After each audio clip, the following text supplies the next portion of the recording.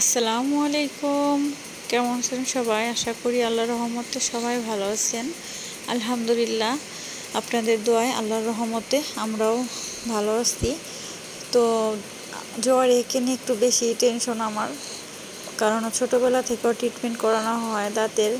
তো বরাবরের মতো এই যে ডেট মোতাবেক আজকেও চলে যাচ্ছি ডেন্টাল কেয়ারে। জোয়ারিয়ার আজকেও মনটা খারাপ ছিল, কারণ সে আজকে ডক্টরের কাছে যেতে চায়নি। বাট ওকে যে ডক্টর দেখানো হয় সেই ডক্টরটা ফোন দিয়ে বললো আজকে সে থাকবে।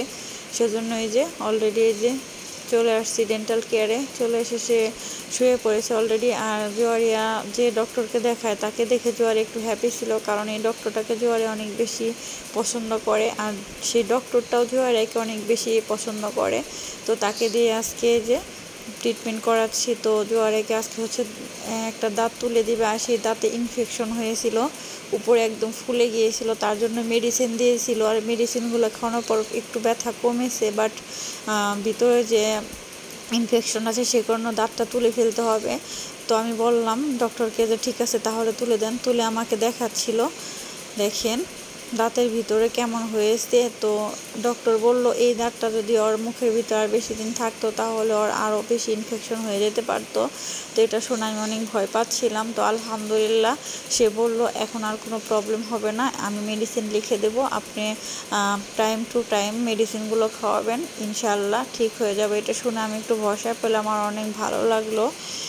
তো আসলে ছেলে মেয়ে অসুস্থ থাকলে বাবা মায়ের টেনশনে শেষ থাকে না, ছেলে মেয়ে ভালো থাকলে বাবা মা ভালো থাকে, এটাই নিয়ম। এটা আমি কিংবা যে কোনো মাই হোক, আর মায়ের টেনশন তো বরাবরই একটু বেশি থাকে, কারণ মা সব সময় লালন পালন করে, ছেলে মেয়েদেরকে কষ্ট করে বড় করে। তারা মায়েরা চায়, মা কিংবা বাবা তারা চায় যে তার সন্তানেরা সবসময় ভালো থাকুক।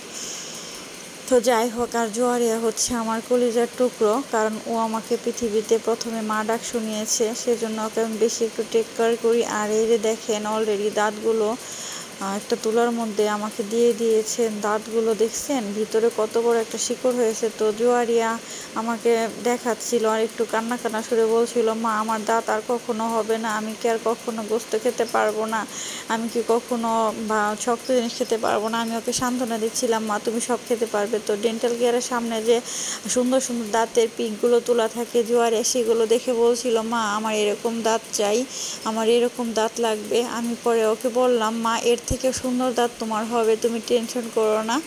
তো জোয়ারিয়া শুনে অনেক খুশি হলো। তো নিচে আরেকটা দাঁত দেখালো, মা এরকম দাঁত আমার হবে। আমি বললাম হ্যাঁ তোমার এরকম দাঁত হবে, তুমি টেনশন করো না। তো জোয়ারিয়ার জন্য সবাই দোয়া করবেন, ভালো থাকবেন। ধন্যবাদ সবাইকে, আল্লাহ হাফেজ।